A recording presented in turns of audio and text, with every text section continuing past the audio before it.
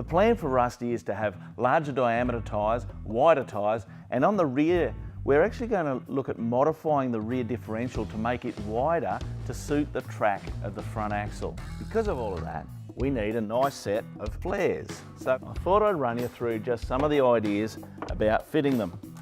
It's not really an instructional video, but it'll give you a bit of an idea of what's involved. So first thing, you line up the front end there and get that position. And I like to just hold it in place with a bit of tape like that.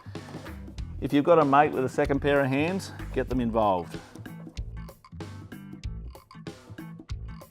I'm using my fingers under here just to align the underside.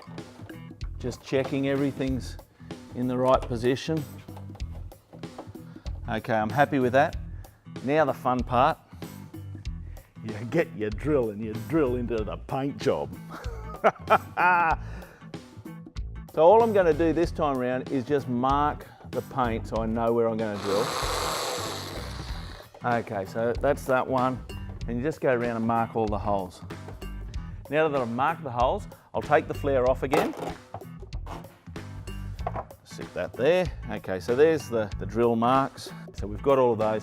Now I'm going to drill the holes out to an 8mm hole. The reason I'm doing a hole like that is I'm actually using what they call nutserts. It's like a threaded rivet that we can put into the panel, and that's so that we can take the flares on and off and move forward with that.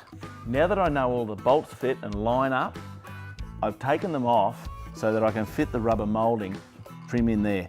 Now because this is rusty, everything's getting colour coded, so I'm actually going to leave these flares off because tomorrow they're going to the spray painter and it'll all look tickety-boo. I'm Mad Matt, stay safe on the trails.